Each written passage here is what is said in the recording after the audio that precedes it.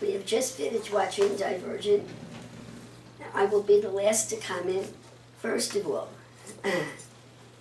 the spirit on the movie is not a spirit Information, but I can't pick up that resonates with God. Spirit is vibration. See? And we are looking for people of like spirit, which means we're vibrating at the same decibel. The vibration on that movie does not line up with the vibration of God. So you can say it's a spirit of death. To me, it's a spirit of death. Okay, it's not in sync with the spirit of God. So you can have a hero, you can have excitement, you can have positive things, you can have romance, you can have anything that you want, but the spirit is divergent from God. You see? So number one, no matter what you say or what you show me on that screen, if my spirit is being grieved, it means nothing to me. So what we're looking at here is a diverse group of people that have watched this movie. And we've watched it from different spiritual heights. Now, perhaps, and I'm just guessing, perhaps with some of you, your spirit adjusted to the movie.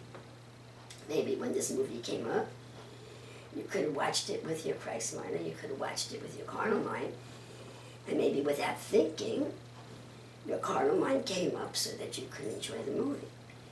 But my carnal mind very rarely comes up. I'm in Christ most of the time. And that spirit grieved me so. That movie grieved my spirit so.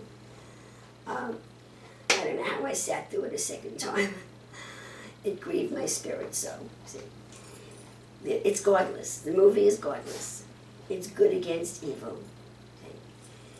And I've asked the Lord, and I'm going to ask him again, to please help me to make it clear to you as to what I see wrong with this movie.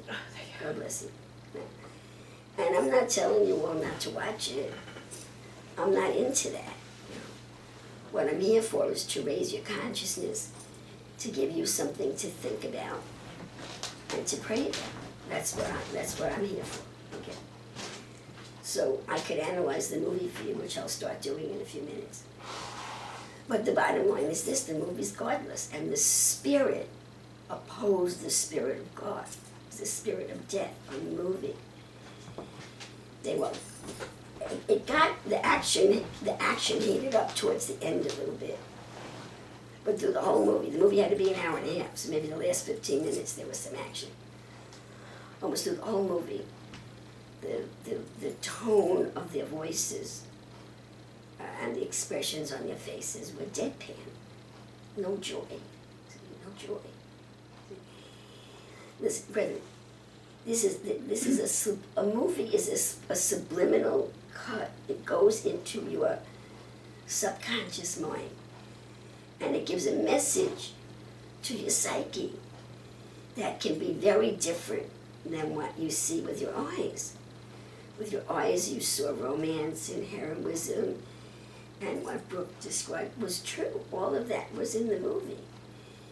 There were a lot of things in the movie, so the question is, what are you pulling out of the movie? See? But while your conscious mind is pulling different things that interest you out of the movie, the spirit, the overall spirit, is going into your soul and killing Christ in you. See? There was a song, Killing Me Slowly. There used to be a song, Killing Me Slowly with music or something like that. And again, if you want to watch these movies, watch them, but watch them with knowledge. If you walk away from this review and you still think that you liked it, that there was enough in that movie so that you could say that you liked it, that's okay. If you can't see it, you really need to ask God about it, that there was a spirit of death on that movie. I say a spirit of death because the only life is in Christ. And the Spirit of Christ was not there. There was nothing in that movie. Nothing that glorified God in that movie. See? By the Spirit, okay? There was no spirit, not at any time was there a spirit that would have touched the heart of a human being and raised it up towards God. And that doesn't mean that you have to mention Jesus. It has to do with his principles. The only thing that I saw that came close to that was that she would not give up. When she was knocked out, she wouldn't give up. And that was why she got another chance, because she wouldn't give up. That was a scriptural principle. But I'm telling you, this is the best way I could describe it. The spirit from beginning to end was godless. Godless. Okay, and there were subliminal cuts.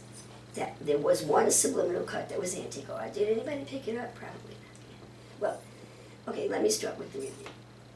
There were 4 categories of people. Okay, the farmers we're not even talking about. Okay, the dauntless, really representing the military. Okay. The erudites representing the halls of education, the halls of power and education. And I can, what's the name of the third one? Candor. No, the ones that's supposed to be Christians, the one that seemed to be Christians. Oh, abnegation. Abnegation, yes. And they're supposed to be Christians. Okay. If you're looking for types in this world, okay, the abnegates, why can't I get that name? Abnegation. Abnegation. Okay. They're supposed to be Christians. Okay, so we have the Christians, we have the military, and we have academia. That's what this is all about. Okay? Christians, military, and academia. So the Christians, okay, are knocked. Why are the Christians knocked? Because their leader, was whipping his son with a belt. It was so bad that his son, did you pick it up? That the hero of the movie that falls in love with the heroine, that he was the runaway son from the leader of the abnegations? Mm-hmm. Did you pick that up? And his father was after him with a belt. That wicked Christian hitting his son. See, I don't like things like that. See, that's something, that's a subliminal cut that goes into your mind. I don't like it, you see. And to my estimation, you cannot counteract that by saying, I saw something valiant in the movie that she wouldn't give up.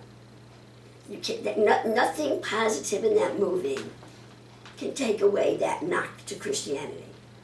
See? And I don't like it. And it's all a part of that evil spirit that underlies everything. But then this is Antichrist, contradiction. Antichrist is contradiction. And to people whose spirit that might have been in tune with this, what I'm talking about, could be in confusion. Because the spirit is grieving Christ, yet the carnal mind says, well, what's wrong with the movie? There was action, there was a hero, the good guys won, you know, and then you walk away confused. And every negative subliminal clip that was pointed at you has entered into you and now remains there if it's not exposed. See? So Christians are, it wasn't a lot, you know. Christians beat their kids, okay. Other Christians deny it, okay. Christians are pacifists. Her father didn't want to shoot anybody. And then with the slightest provocation, he was mowing everybody down. Christians are not stable in their opinions. Their opinions are false.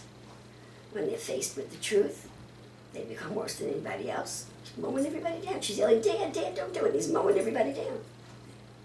You didn't even see any of this, you see? All of this is subliminal. It's not really subliminal. It's hidden in plain sight. But you're not looking at that. You're looking at the heroism of the thing. That the dauntless are rescuing the abnegations. Is that right? Abnegations? Is that the right word? No. Who are being mowed down. No. The abnegations who are feeding the poor, but they're breaking all the rules. You see? They're also breaking all the rules. The abnegations are breaking all the rules of the society. The rule breakers are the abnegations. No, that's not true.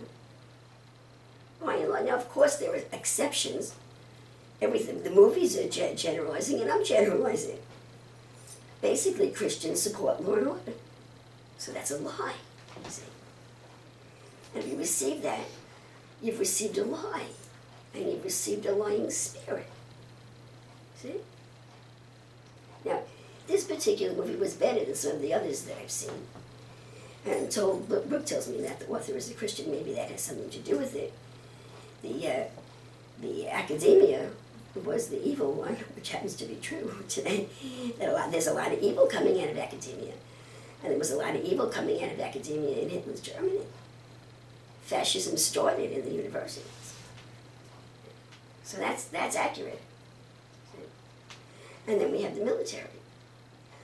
I think that was a terrible portrayal of the military, of the United States military.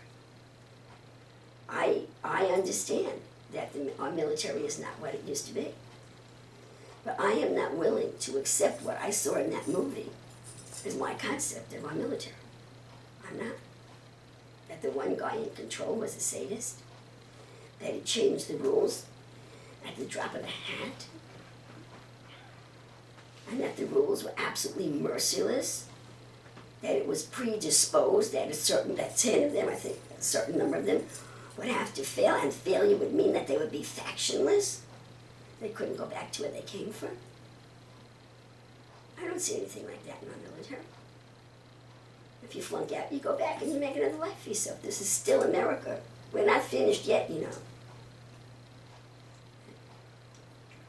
And I don't have any problem believing that there are non-commissioned officers and some officers that are cruel. I don't have any problem. You don't have to twist my